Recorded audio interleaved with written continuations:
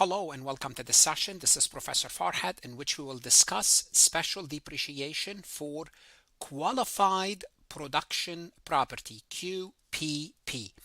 I mentioned this type of property when we were discussing the bonus depreciation, and I told you QPP is subject to bonus depreciation, but I also told you I will not discuss the QPP and the bonus depreciation. I would like to devote one whole session about this topic, and guess what? This is the session for this topic. Now, why did I keep QPP as a separate recording? It's because it's part of non-residential real property. And what do we know about non-residential real property? Under the general depreciation system, non-residential real property is recovered over 39 years using the SL method, what we like the most, SL method. And this results in a gradual deduction spread evenly across the recovery period. And this is what we do with office building, just buildings that we use for business, non-residential warehouses. We spread them over 39 years. However, here's the new part. Congress created a special rule to promote domestic production activity. That's why it's called qualified production property. Promote this thing. And the rules provide an enhanced depreciation benefit for certain qualified real property used in production activity within, of course, the US. What are we saying? So generally speaking, non-residential real property, 39 years straight line, which is a long time to recover your cost.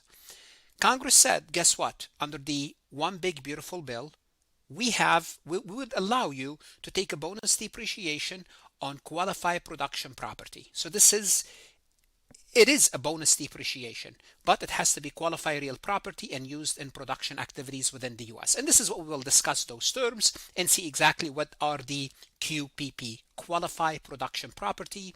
Let's go ahead and get started. Before we proceed any further, I have a public announcement about my company, FarhatLectures.com. You are here because you are serious about mastering taxation. Whether you are taking a tax course, studying for the CPA exam, or enrolled agent, tax feels overwhelming, not because it's impossible, but because it's dense, detailed, and often taught at a pace that doesn't match the way you learn.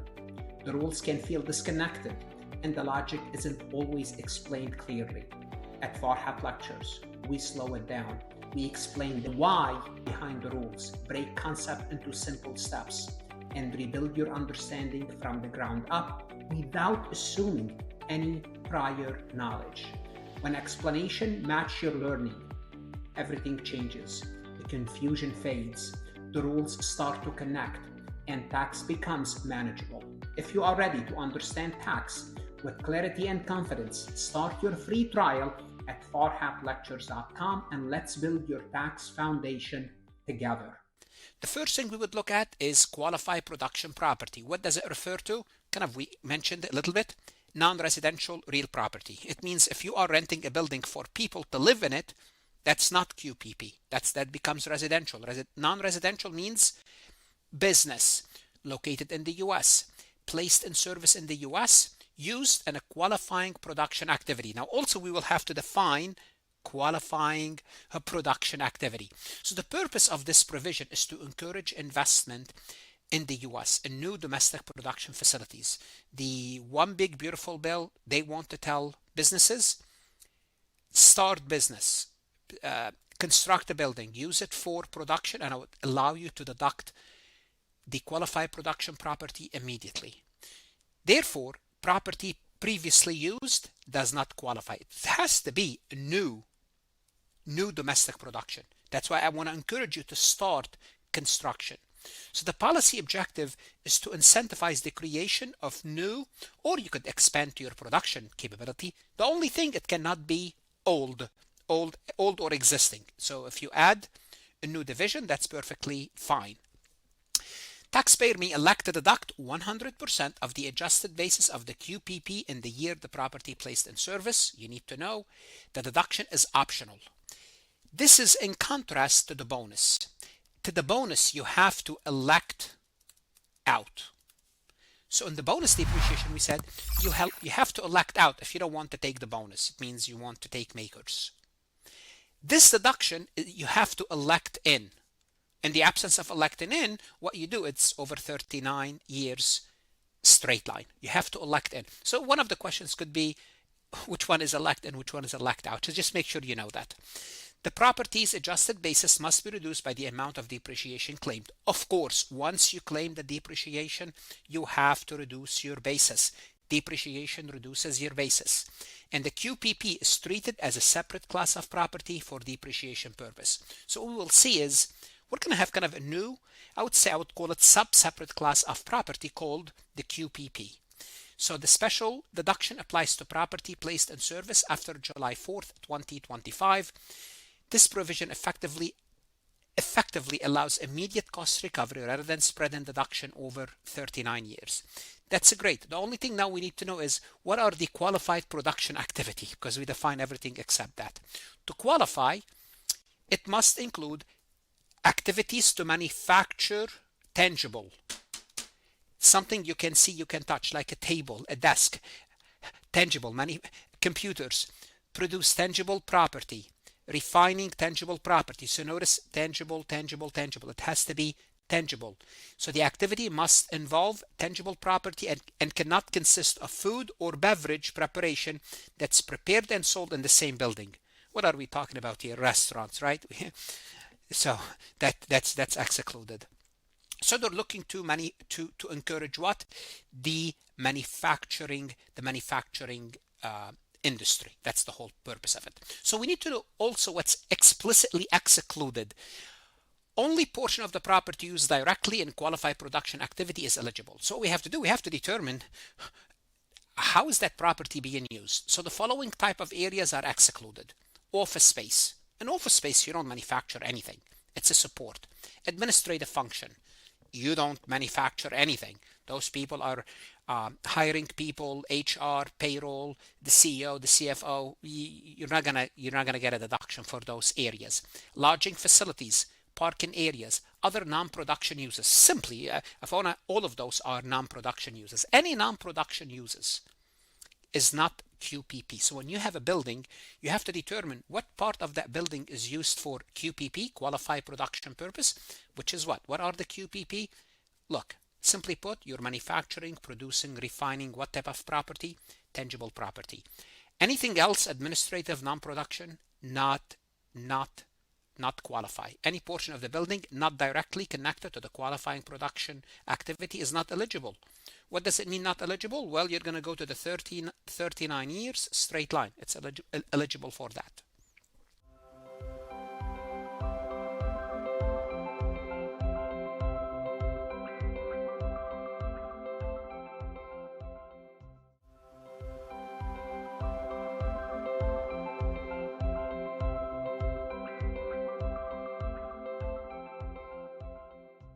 Now keep in mind that to qualify, construction must begin after January 19th and after January 19, 2025 and before January 1st, 2029.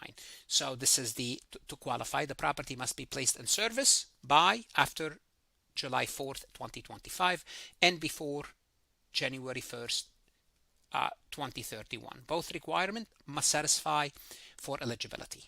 Now this is just the time. Basically, think of it once after July 4th, 2024, you should be fine. There's the minimis rule and lessor-lessee exception, just real quick.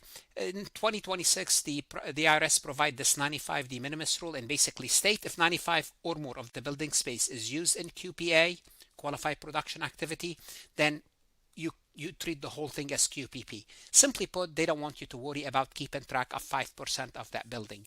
If 95% is for qualified production activity, you can consider it 100%. Also, there's another notice that allow QPP treatment for leased property if lessee is the same consolidated group or under a common control group. So if it's between the lessee and the lessor, QPP lease asset is allowed. Just let's summarize what we just did. The provision represents a departure from the traditional long-term cost recovery for real estate. Remember, instead of 39 years, qualifying taxpayer may immediately deduct the full cost of new domestic production facility. The key theme to remember, non-residential real property used in qualified production activities must involve a new construction within specified time period, require an election, you have to elect in, immediately 100% deduction with basis reduction. Remember, 100% deduction for only the QPP portion. Let's take a look at this example to illustrate this QPP concept, qualified production activity. A taxpayer construct a new facility to manufacture specialized tools. Are these tangible? Yes, tools, you can touch them, you can see them. Construction began May 10th. Placed in service September 20th. We're in good shape. Total construction cost $3.5 million. The building include administrative office occupying 15% of the facility, employee training room 10%, production floor and directly related areas 75% of the facility. Assume the taxpayer elect the special 100% depreciation for QPP. How much depreciation do we take? The first thing you have to do is to determine the QPP portion. What's the QPP portion? We're starting with 3.5 million. Identify the non-qualifying portion. The non-qualifying portion are the 15% for the office and the 10% for the training. So 3.5 million times 15% is 525. 3.5 million times 10%, 350. So non-qualifying is 875. The qualifying portion is the total minus what's non-qualifying, 2,625, which is what? Which is 75% of the assets. If we take this number multiplied by 75%. So this portion here you can take immediately. What happened to this portion here? This portion here, you'll have the 875, you will have to take in depreciation. Therefore, to compute depreciation, the QPP 2,625 is taken immediately.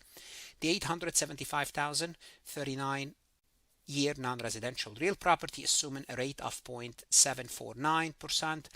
Therefore, 875 times 0.749% will give us 6,554. And notice the huge difference between taking the full deduction right now versus under the old rules. Let me just give you an example. Just show you the savings, because this example clearly show you the savings. So let's assume we're looking at a 21% tax rate. Under the old system, you would be able to deduct. Let me go ahead, pull my calculator and compute the deduction. 6,554. If you take this number, 6,554 multiplied by 21%, 0.21, you would have saved 21%. So you'd saved on your taxes $1,376. Okay? If you take this one, now 2 million, you reduce your taxable income by 2,625,000 times 0.21, you saved on your taxes 551,250. So that's money you are keeping now. You don't have to pay in taxes because you got this deduction versus your savings under the old rules. I just want to show you the benefit. Not only benefit, the huge difference. Therefore, the total depreciation you will take, you can still take the MACRS. That's the good thing. It's not only you take the special deduction for the remaining, you take the MACRS. Therefore, the total depreciation is 2,631,554, and this would reduce your income, taxable income, by this much, which means it's reduce your taxes by whatever tax rate we have. Let's take a look at this multiple choice question from farhatlectures.com. Which statement best describe the special depreciation deduction for the QPP, qualify property production? It's mandatory for all qualifying property. It applies automatically unless the taxpayer opts out. It requires a taxpayer election to claim the 100%. It applies only to personal property. Well, first, the QPP is for property. It's not for personal property. It's for real property. We could eliminate D. It's mandatory for all qualifying property. It's not mandatory. This is not mandatory. You don't have to take it, like the other bonus depreciation. Between B and C, it applies automatically unless the taxpayer opts out, which is kind of mandatory. It requires a taxpayer election to claim the 100% deduction. The QPP it will ask you to opt in. So you have to elect in. The 100% depreciation deduction for QPP is elective. The taxpayer must affirmatively elect the deduction. QPP apply to non-residential real property, not personal property. Now, if you are taking this question on Farhat Lectures, you could always ask the AI to explain the topic for you, explain the correct and incorrect answer, and Farhat.ai would create a similar MCQ if you'd like to practice this question or similar question to this question. It will give you a new question. What should you do now? Go to Farhat Lectures, look at additional resources, lectures, multiple choice, podcast, video simulation, video exercises, additional AI tools that will help you whether you are a CPA exam candidate, accounting student, or an enrolled agent. The best investment you can make is invest in yourself. God bless.